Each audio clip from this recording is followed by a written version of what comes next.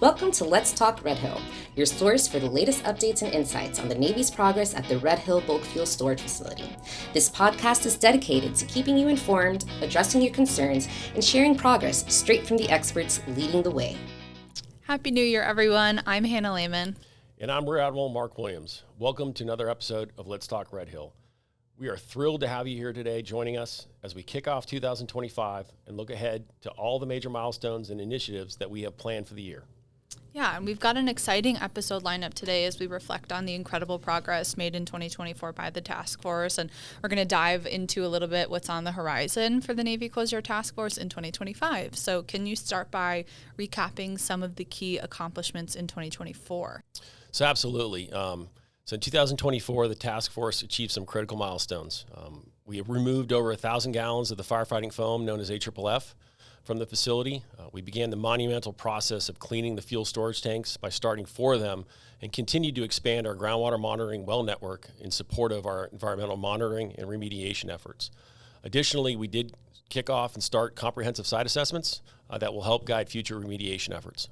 That's a lot for a task force that hasn't even reached its 1-year anniversary yet. It is. We will celebrate our 1-year anniversary in late March of this year. And while we're proud of what we've accomplished so far, we recognize that we have got even more work yet to do. Yeah, so speaking of work ahead, let's dive a little bit into the big actions that are planned for 2025.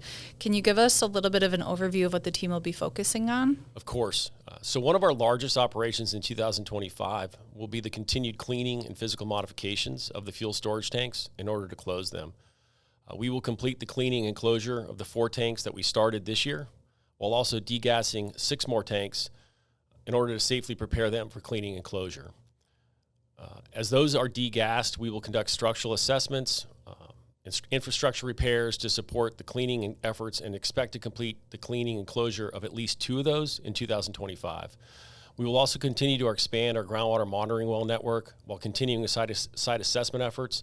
And lastly, we will work to reactivate both the Navy IA Halava shafts as well as the Red Hill shaft. That's a massive undertaking. It sounds like 2025 will really be a pivotal year for the task force. And moving on a little bit to another critical component is Supplement 4. So can you preview a little bit about what's coming up in that update? Certainly. So Supplement 4 is a supplement to which is part of the Red Hill closure plan. So all the supplements have been submitted to the regulatory authorities, and each supplement has a different focus. Supplement 4 is going to provide a roadmap for how we're addressing environmental and safety standards while making progress towards decommissioning. This supplement is really vital to guiding upcoming decisions, ensuring transparency with our partners and the public. And again, all of these supplements are submitted for approval to the regulatory authorities, and they're all available on our website. Yeah, so speaking of safety, I understand there are some spill response exercises planned for the year ahead. What can you tell us about those? So yeah, we'll continue to conduct exercises, and in 2025, we'll both have full-scale as well as small-scale spill response exercises. All of these are designed to test our readiness to handle any potential emergency during closure. It's about ensuring that we're prepared and proactive in protecting the environment and the community. Community engagement has also been kind of a cornerstone of the task force efforts. Are there any plans for more open houses or public events to look forward to in 2025? Yeah, absolutely. So we'll continue to host several community open houses, likely once per quarter. And then we're also going to conduct a series of educational webinars throughout the year to keep the public informed and involved. All of these events are an opportunity to answer questions, provide updates, and maintain transparency. And they also reinforce our ongoing collaboration with state and federal agencies. Yeah, so one of the big pieces of news then for 2025 is the funding allocated by the National Defense Authorization Act, or NDAA. Can you explain a little bit about what that means for the task force? Sure. So first off, I want to thank the Hawaiian Congressional Delegation for their efforts in getting this vital project funded. The NDAA authorizes about $500 million for this multi-year project where we will build a water treatment plant to treat water pumped from the Red Hill shaft.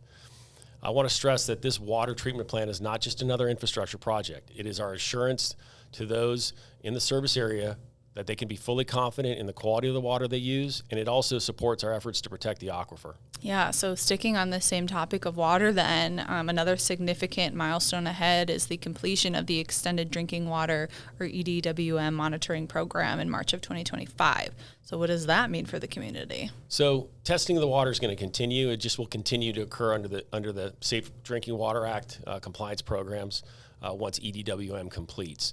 Remember, EDWM was an additive program that provided extensive data on water quality, helping us ensure that the water continued to meet health and safety standards. And really, the commitment was a testament to our commitment to public health and environmental stewardship. Sounds like 2025 is going to be another busy and impactful year for the task force. So before we wrap up, any final thoughts for our listeners? Just that we're committed to carrying out this mission with the utmost care and responsibility. 2025 is going to be a year of significant milestones. We will continue to keep the public informed every step of the way, and we greatly appreciate the continued trust and support as we work to decommission the facility. Well, thank you, Admiral, for sitting down today, and thank you to our listeners for joining us. See you next time on Let's Talk Red Hill. Mahalo for listening to Let's Talk Red Hill. Stay tuned for our next episode, and be sure to subscribe to stay up to date. Be sure to download the mobile app by searching NCTF Red Hill in the Apple Store or Google Play.